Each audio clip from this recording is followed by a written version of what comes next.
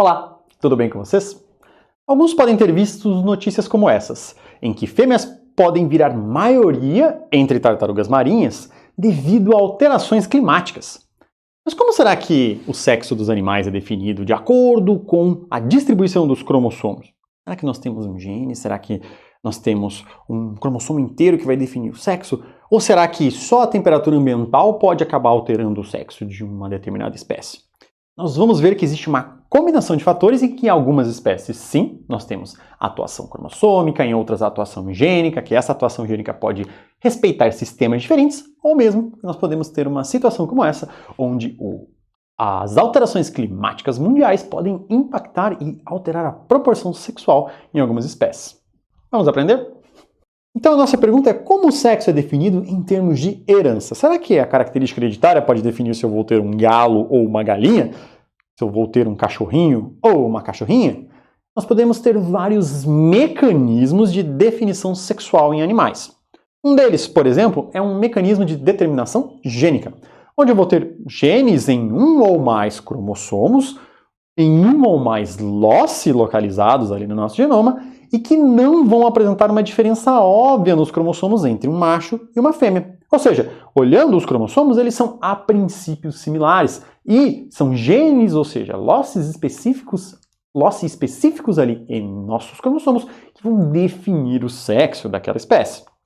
Outra possibilidade é eu ter uma definição cromossômica. Ou seja, o macho e a fêmea vão distinguir em um par cromossômico quanto à sua composição. Vamos ter um cromossomo que é diferente. Por exemplo, sistemas como o XY, o X0 e o ZW. Nós poderemos ter algo como esse, onde eu teria aqui, utilizando como exemplo um cromossomo do tipo X e um cromossomo do tipo X, designando um dos sexos, e aqui eu teria um cromossomo do tipo X e um cromossomo do tipo Y, designando o outro sexo. E assim, esses cromossomos diferentes, se eu herdo eles, eu terei como consequência um sexo diferente para aquele animal. Outra possibilidade é eu ter uma determinação ambiental, ou seja, eventos aos quais o organismo vai estar exposto, como temperatura, alimentação ou outro tipo de fator que vai alterar o sexo dos indivíduos gerados naquela prole. Então, se eu, por exemplo, tenho um sistema que seja cromossômico, ou seja, eu tenho um cromossomo sexual, eu vou ter como definição a criação de cromossomos sexuais, ou seja, aqueles que estão relacionados com o padrão de herança, e também de cromossomos não relacionados com o padrão de herança, que vão receber o nome de cromossomos autossômicos, ou seja, cromossomos que não estão relacionados com o padrão de herança. Se nós pensarmos no sistema XY, que é, por exemplo, o que está presente na espécie humana, nós vamos ter o quê? Nós teremos aqui uma fêmea. Essa fêmea, ela tem 2 cromossomos X no seu par sexual. Já o macho, ele tem um cromossomo X e um cromossomo Y no seu par sexual. Ocorrerá, por serem diploides, uma produção de gametas pela meiose, onde você formará gametas haploides. Esses nossos gametas haploides produzidos serão: a fêmea apenas consegue produzir gametas do tipo X. Já o nosso macho, ele pode produzir gametas tanto do tipo X quanto do tipo Y. Assim sendo, eu posso combinar XX e terei uma fêmea, ou combinar XY e terei um macho.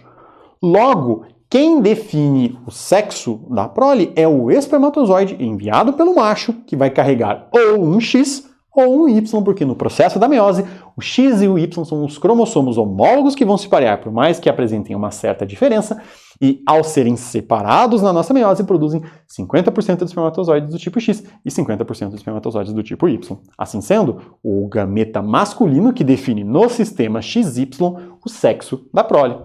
E se nós olharmos aqui para o nosso cariótipo, os outros cromossomos eles têm um par que é efetivamente igual a ele, e quando olhamos aqui para o nosso XY, eles são morfologicamente distintos, mas eles apresentam uma porção que ela é parecida, e nós já vamos compreender um pouquinho mais. E como que se dá a proporção? Nós podemos utilizar aqui um quadrinho de Punnett para entender. O nosso macho, ele consegue produzir, graças à meiose, 50% de gametas do tipo X e 50% de gametas do tipo Y, que carregam um cromossomo Y, enquanto a fêmea apenas produz gametas do tipo X. Logo, eu vou ter um quadrinho XX, que produzirá fêmeas, e um quadrinho XY, que produzirá machos. Como consequência, eu tenho 50% de machos e 50% de fêmeas, aqui graças ao meu quadro de Punnett.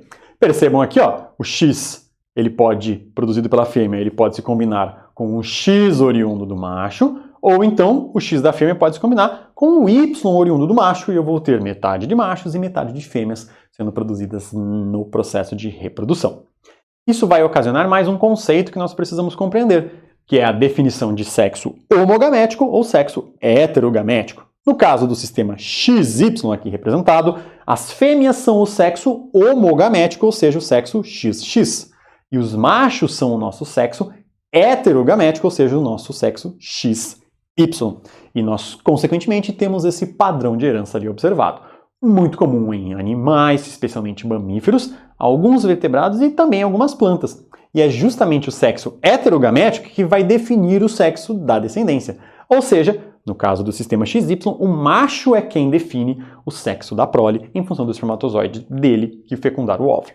E isso não varia em função do resto dos cromossomos. Vamos perceber aqui dentro do nosso sistema XY, se eu estiver falando de bovinos, o nosso número diploide é de 60.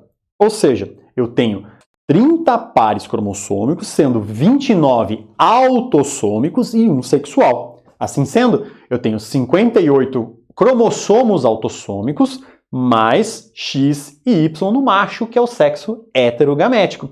Na fêmea, o sexo homogamético, eu vou ter 58 cromossomos autossômicos, mais duas cópias aqui do X.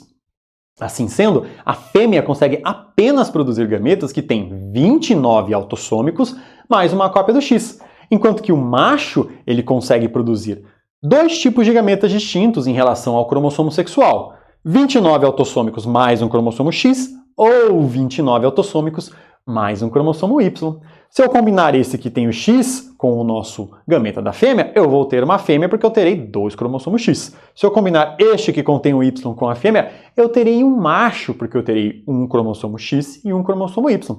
Em ambos os casos, além dos nossos 58 cromossomos autossômicos ou os nossos 29 pares de cromossomos autossômicos. E nós conseguimos perceber novamente que quem define o sexo é o sexo heterogamético, ou seja, é no caso do sistema XY, o macho.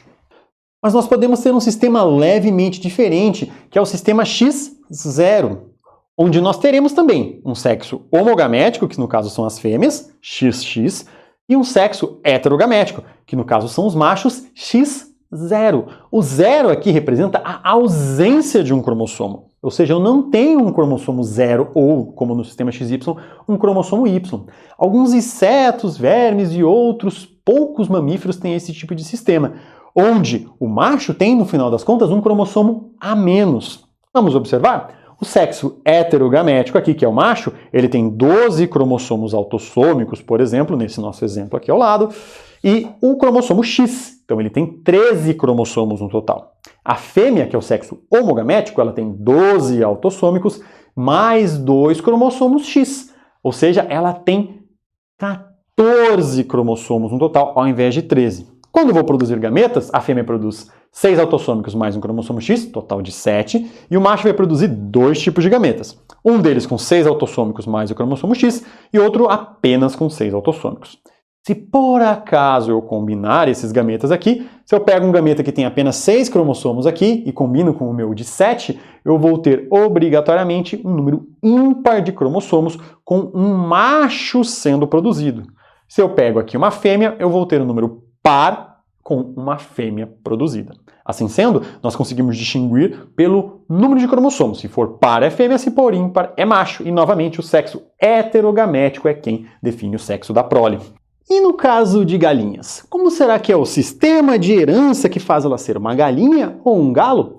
Elas atuam com o sistema ZW e não com o sistema XY ou X0, como vimos anteriormente. A fêmea, no caso como essa galinha aqui, ela vai ter 76 cromossomos autossômicos, como nós podemos ver no cariótipo representado aqui embaixo, mais um cromossomo Z e um cromossomo W. Ou seja, ao contrário do sistema XY, as fêmeas são o sexo heterogamético no sistema ZW. Assim sendo, elas podem produzir gametas que contêm 38 cromossomos autossômicos e Z ou 38 cromossomos autossômicos e W. Já os machos, eles podem produzir apenas gametas que contêm 38 cromossomos autossômicos. Assim sendo, quando eu realizar a combinação dos mesmos, eu poderei ter uma combinação de 38 autossômicos com Z e 38 autossômicos com o Z do macho e ter um macho observado com 76 autossômicos mais ZZ.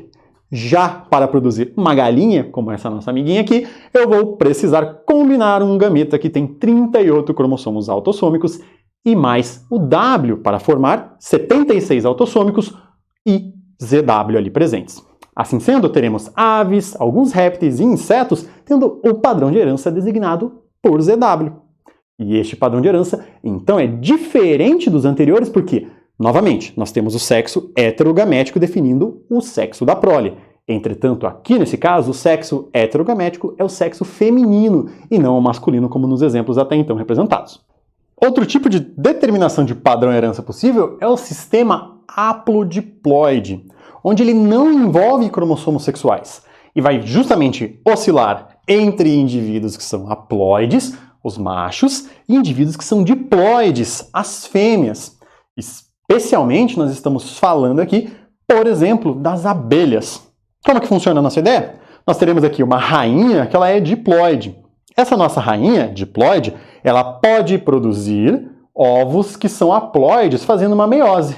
Esses ovos haploides, eles podem ser fecundados pelos espermatozoides de zangões que passaram por mitoses, porque os zangões são haploides originalmente.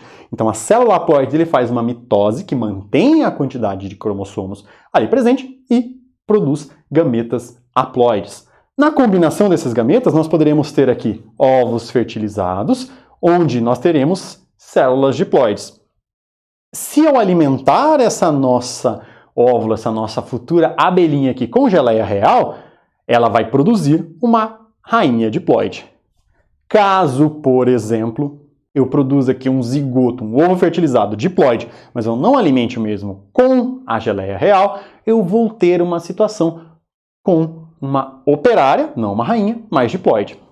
Essa operária, ela também pode passar por meiose e produzir ovos haploides esses que eventualmente podem dar origem a um zangão. A rainha também, se ela tiver ovos que porventura não sejam fertilizados, eles também darão origem a um zangão. E é justamente assim que você consegue produzir os zangões haploides e os zangões diploides, através do que a gente chama de partenogênese, que é um processo onde você tem apenas um único ente contribuindo com o material genético para a formação da próxima geração, especificamente aqui da próxima geração de machos. E a determinação do sexo que é ambiental? Então, por exemplo, nós vamos ter fatores ali que vão estar relacionados com isso, e a temperatura distinta é que vai induzir a formação de machos ou de fêmeas durante o processo de desenvolvimento embrionário. Então vamos aqui ver esse exemplo, onde eu tenho uma proporção sexual no meu eixo Y, onde 100% eu tenho só machos e aqui no 0% eu tenho só fêmeas. Percebam que no eixo X eu tenho uma temperatura variando. Se eu olhar aqui para essa espécie aqui de crocodilos, né, nós temos uma situação tal onde 35, 32,5, 33 graus Celsius, nós temos uma proporção apenas de macho. Se eu esquento um pouco mais, vou passar ali do 34 chegando aos 35 graus, eu vou ter apenas fêmeas. E se eu tenho um ambiente mais frio, eu também tenho apenas fêmeas. Então, variações sazonais de temperatura que vão definir qual é a nossa proporção de machos e qual é a nossa proporção de fêmeas.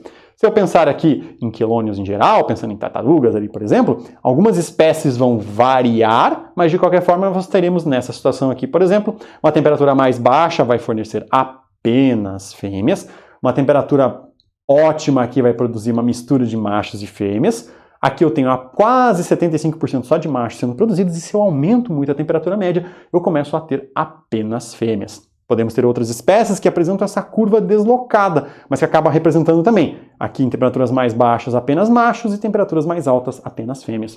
Por isso que a alteração de poucos graus, como nós podemos perceber aqui, se eu passo de 28 para, por exemplo, 30, eu tenho uma drástica alteração na proporção sexual obtida em uma determinada espécie. E, consequentemente, mesmo pequenas alterações de temperatura, tanto para cima quanto para baixo, podem alterar drasticamente comunidades ambientais que contêm esses tipos de animais. Um cenário misto que pode acontecer é a ginandromorfia, onde nós temos uma combinação eventualmente de traços por ação de hormônios ou outras anomalias genéticas que levam a você ter uma combinação de traços do indivíduo masculino com o indivíduo feminino, sendo desde uma alteração na bilateralidade, ou seja, um lado mais feminino, um lado mais masculino, como apenas a presença de alguns traços. Eventualmente, isso pode incluir a presença de genitálias e gônadas dos dois sexos no mesmo animal, que é uma situação alterada, onde nós temos um padrão que vai acabar quebrando o regular de herança. Um cenário que pode acontecer isso é quando você tem em bovinos gêmeos de sexos diferentes em vacas maninhas ou free mating. Qual é a consequência? Nós vamos ter o desenvolvimento do testículo antes do ovário, ou seja, o macho vai desenvolver o testículo antes, e por conta da interligação das placentas, você pode ter a corrente sanguínea migrando de um organismo para o outro e levando os hormônios masculinos para essa nossa fêmea, deixando ela intersexuada, com a ginandromorfia e estéril também.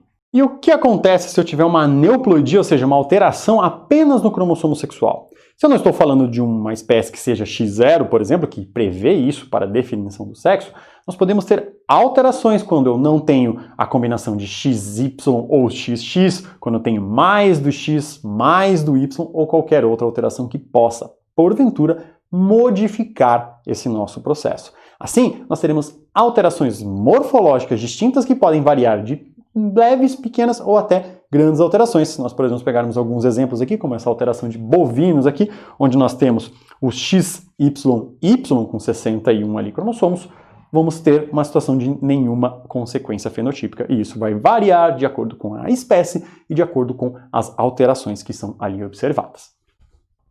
Então, agora que nós já aprendemos sobre a definição de sexo em animais, por exemplo aqui, com as nossas amigas galinhas, até mais e bons estudos!